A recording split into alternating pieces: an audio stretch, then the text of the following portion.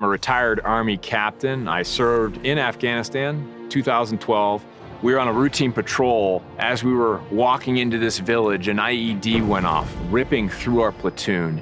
I realized my legs were gone. It's truly amazing to see that even in some of the worst of circumstances, America's best do things that you would never imagine them capable of doing. I joined the military in 1988. I wanted to serve and learn more about how I could best serve my country. I enlisted into the United States Marine Corps in 1992, and I felt like I could really get a great lifetime experience serving with the Marines. I served at an incredibly important time in American history. As a young officer, I had dozens and dozens of young men and women come to work alongside of me.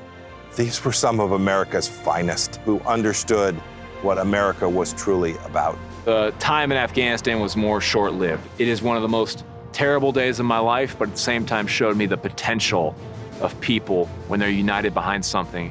Being in the Air Force had a huge impact on my life. You're putting yourself out there for a mission that's much greater than you are. It's becoming more popular to assume that an organization like the military is part of the problem. And I actually think that at least the military that I served in really is more of a model.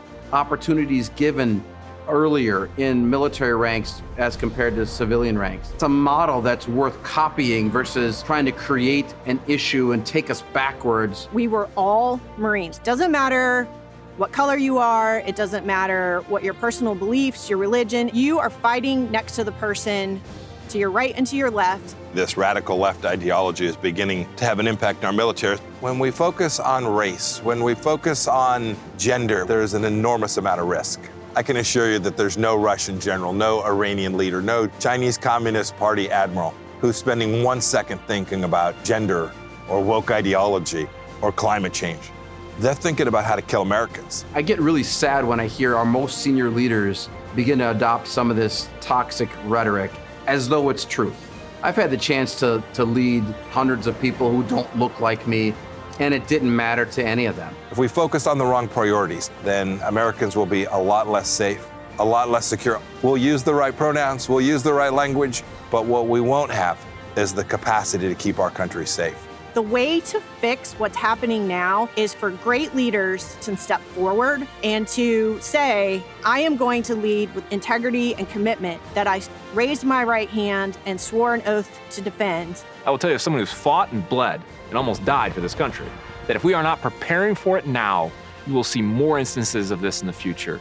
And that is something that I do not want this country to have to shoulder, and will continue to fight for this country because it's worth fighting for, and I think worth dying for. Our military today is under assault from the radical left. This fight to keep the greatest fighting force in the history of civilization is real, and the fight is on. When each and every one of us does our part to make sure that our military is best in class, the next couple hundred years of America will continue to be the one that we're proud of, one that we can all say, we left America better for our kids and our grandkids as well.